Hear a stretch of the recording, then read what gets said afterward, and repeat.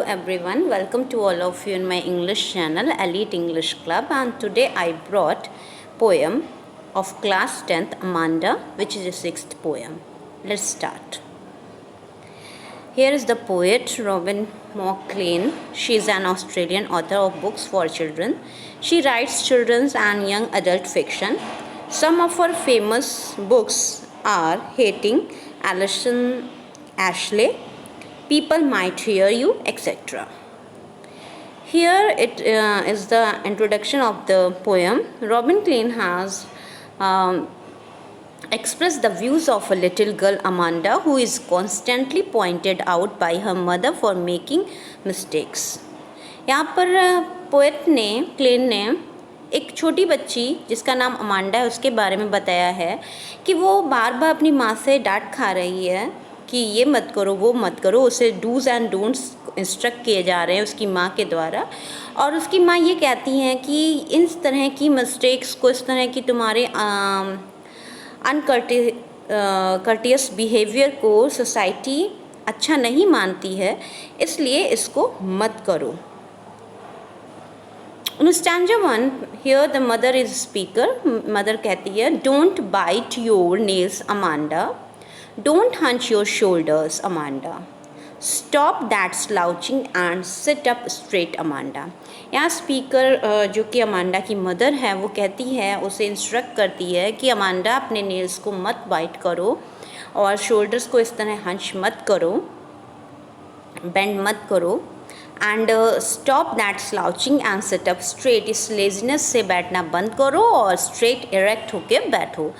और वो अमांडा जो है वो अपने ड्रीम में है, इमेजिन कर रही है कि वो अपने इस लेजीनेस में ये अपने आप को कंफर्ट फील करती है और वो अपने आप को ऐसे फील करती है जैसे एक काम ग्रीन सी के साइड में किनारे बैठी हुई है, एक मरमेड है जो कि ब्लिसफुली हैप्पीली बैठी हुई है और उस स्टिलनेस को, उस शांति को एंजॉय कर रही है। और वो उस सी के किनारे अकेले ही एक हैबिटेंट है जो वहाँ पर कोई नहीं है और उसको वो एंजॉय कर रही है। तभी उसकी माँ की आवाज़ आती है और फिर से वो कहती है, did you finish your homework Amanda? Did you tidy your room Amanda? I thought I told you to clean your shoes Amanda. और जब वो ड्रीम देख रही होती कि वो एक मरमेड अपने आप को फील कर रही होती, तभी उसकी माँ की आवाज़ आती है और वो उसको उसके उस ड्रीम से बाहर निकाल लाती हैं और वो पूछती हैं क्या तुमने अपना काम फिनिश किया, होमवर्क फिनिश किया, या तुमने अपने रूम की सफाई की, और जो कि तुम्हें शूज़ क्लीन करने को कहा था वो तुमने किया या नहीं किया।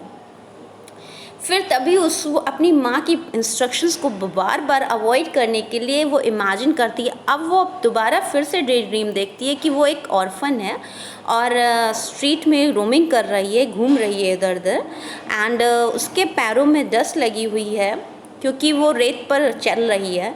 और उसको वो साइलेंस, जो रेत की साइलेंस है, जो वहाँ पर एटमॉस्फेयर है, उसकी साइलेंस उसे गोल्डन लग रही है और उसकी जो फ्रीडम है वो उसको हैप्पी कर रही है, उसको स्वीट लग रही है, उसको लिबर्टी मिल रही है। जैसे एक ऑर्फन होता है तो उसे कोई टोकने रोकने वाला नहीं होती है, उसके पेरेंट या गार्डियन नहीं होते, इसी तरह वो अपने आप को ऑर्फन फील कराना चाहती है जिससे वहाँ पर कोई भी इंस्ट्रक्ट करने वाला उसे ना हो, ना ही कोई डूज और डोंट बताए।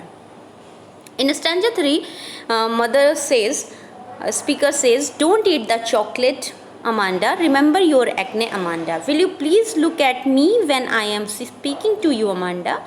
माँ कहती है कि तुम चॉकलेट मत खाओ क्योंकि तुम्हें पता है कि उससे एक्ने निकल आते हैं। एंड क्या तुम मेरी बातें सुन रही हो? मेरी तरफ देखो और मुझसे बोलो, मुझसे बात करो, अमांडा।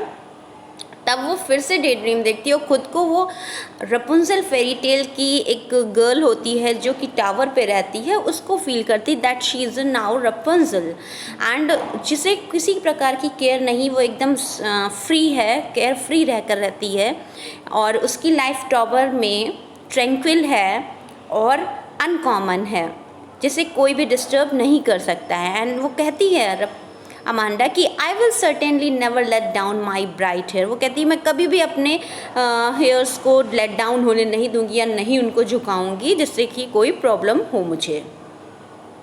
इन स्टैंजा 4 अगेन उसकी माँ की आवाज़ आती है, इंटरप्ट करती है उसके उस ड्रीम में और कहती है stop that sulking at once Amanda.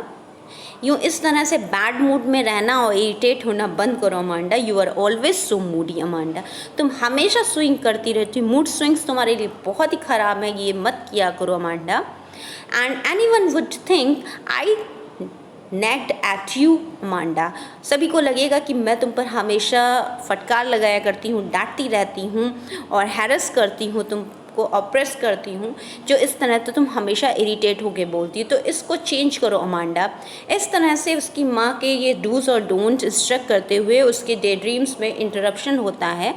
फिर भी वो अपनी माँ के जितने भी इंस्ट्रक्शन उनको ओवरलुक करती है।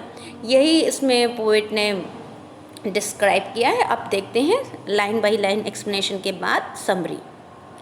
This poem expresses the state of a little girl's mind. यहाँ पे एक छोटी सी बच्ची की स्टेट ऑफ माइंड को एक्सप्रेस किया है पोएट ने। Who is constantly instructed about dos and don'ts by her mother, जो उसकी माँ बार बार उसे इंस्ट्रक्ट करती है कि ये मत करो, वो मत करो, ये तुम्हारे लिए अच्छा नहीं, सोसाइटी में से लोग अच्छा नहीं मानते हैं। The girl named Amanda and her mother who is irritating her for mistakes. Her mother used to give instructions not to hunch her shoulders and to sit up straight. उसे कहती है इस तरह बेंड मत करो शोल्डर्स को और straight बैठो। Her mother reminds her to finish her homework. उसे रिमाइंड करती हैं कि तुम अपना होमवर्क फिनिश करो। The little girl Amanda keeps dreaming. लेकिन जो अमांडा है वो बराबर ड्रीम देख रही है अपनी फ्रीडम की, अपने ओपननेस के, और जिसमें उसको कोई डिस्टर्ब ना करे। Her mother also feels that she is sitting in a very lethargic manner.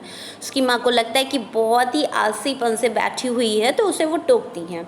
To this Amanda imagines herself as a mermaid swimming freely and joyously in the light green sea. अब वो जब वो laziness की तरह lethargic manner में बैठी होती है, तब वो अपने आप को एक मरमेड फील करती कि जो कि समुद्र के किनारे बैठी हुई है और ग्रीन सी में, और उस मोमेंट को एंजॉय कर रही है। She wants to live a calm and relaxing life in the beautiful green sea. वो एंजॉय करना चाहती थी रिलैक्सिंग लाइफ को, काम लाइफ को, जिसमें कोई भी इंटरप्शन ना हो और वो खुश रह सके। Further her mother's drags Amanda out of her dreams. उसकी माँ उसे खींच लाती है बाहर उसको ड्रीम से और उसे कहती है कि क्या तुमने अपना रूम साफ़ किया, अपने शूज़ तुमने साफ़ किए या नहीं। Amanda has another daydream. अब उसे फिर दूसरा ड्रीम आता है। In which she imagines herself as an orphan wandering freely. वो इमेजिन करती है कि वो एक ऑर्फन है और घूम रही है फ्रीली इधर उधर, और नंगे पाँव है और उस गोल्डन साइलेंस को एंजॉय कर रही है बिना किसी इंटरप्शन के। She utters that she would have enjoyed her freedom then. और वो कहती है कि मैं अपनी फ्रीडम को एंजॉय करूँगी by making the patterns of her bare feet on the sand. कि सैंड पर अपने पैरों के निशान बनाकर, अपने पैरों के निशान वो बनाएगी जिससे कि वो इंजॉय कर सके उस लिबर्टी को। She would live a peaceful life. और वो पीसफुल लाइफ को इंजॉय करेगी, उसमें जिएगी। Her mother's nagging complaints break her dream. और लेकिन उसकी माँ के बार बार ये हरासमेंट और इन कंप्लेंट्स उसे उस ड्रीम से वापस ले आते हैं। The mother forbid Amanda not to eat chocolates. उसकी माँ उसे मना करती है कि तुम चॉकलेट मत खाया क्योंकि उसके एक्ने और पिंपल्स प्रॉब्लम हो जाएगी। She also rebukes her for not looking at her while she is talking to her. वो कहती है कि तुम मेरी तरफ नहीं देखती हो जब मैं तुमसे बात करती हूँ, तो मेरी तरफ देखो। इस तरह Amanda is enjoying another dream that now she fantasizes herself as Rapunzel। और फिर वो दूसरा ड्रीम देखती है जिसमें अपने आप को वो रपुंजल फैंटेसी में ले जाती है। A character from fairy tale, जो कि एक फेरी टेल का करेक्टर है।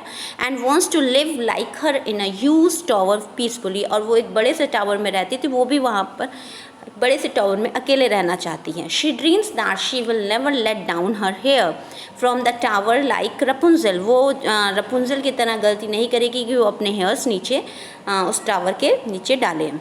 इन the tower she will live an alone and peaceful life, वो अकेले पीसफुल लाइफ एंजॉय करेगी वहाँ पर। She will never allow anyone to come to the tower, और वो किसी को अलाउ नहीं करेगी कि वो उस टावर में एंट्री कर सके। Finally the mother forbids her for being Moody, और फिर उसकी माँ उसे बीइंग मूडी होने के लिए भी मना करती हैं कि इस तरह से मूडी होने की ज़रूरत नहीं है, because she does not want any one two make her feel guilty that she is harassing her daughter. वो अपने आप को ये गिल्टी फील नहीं कराना चाहती किसी के द्वारा कि वो उसे अपनी बेटी को हैरस करती हैं। At this time the poet has not written any response from Amanda side, और इस बार पोएट ने कोई भी रिस्पॉन्स नहीं दिया अमांडा की तरफ से कि वो क्या रिएक्ट करती हैं। This constant nagging has made her so upset, और इस तरह की बार बार हैरस से उसे बहुत ही ज़्यादा अपसेट हो जाती है। That she has even stopped dreaming of herself as someone else, और जैसे कि सभी लोग अपने ड्रीम्स देखना और ड्रीम करना छोड़ देते हैं, वैसे वो भी खुद को रोक लेती है ड्रीम देखने से। She always tries this only in order to escape from the continuous harassment and dominance of her parents. ये तभी वो करती है जब अपने आप को वो उन हरासमेंट और डोमिनेंस से, अपने पेरेंट की डोमिनेंस से बचाना चाहती है। This poem conveys the moral that children need to be allowed more freedom, और ये मैसेज पोएम ये कन्वे करती है कि चिल्ड्रन को अपनी नीड मिलनी चाहिए, अपनी फ्रीडम मिलनी चाहिए, उन्हें रिक्वायर्ड होती है, और उनके पेरेंट्स को उनकी फ्रीडम उन्हें देनी चाहिए। Excessive nagging make them disobedient, हद से ज़्यादा अगर नैगिंग होगा, अगर हरासमेंट होगा, कंप्लेंट्स होंगी, तो वो डिसओबीडियंट बना देती हैं बच्चों को। And hence they may develop a type of dislike for real life, और फिर वो रियल लाइफ से नफ़रत करने लगते हैं, एक डिसलाइकिंग डेवलप होने लगती है। इसलिए पोएट यहाँ पे ये मैसेज कन्वे करना चाहता है पेरेंट्स को कि over nagging is not required for the dealing of a children, of a child और चिल्ड्रन, बिकॉज ओवर नैगिंग बच्चों को ओवरलुक करने लगती हैं अपने पेरेंट को, और यही डिसोबे का कारण होती है। सो आई होप आपको ये पोएम पसंद आई होगी, and English version video is also available. Keep watching, don't forget to comment in my comment box. Till then take care.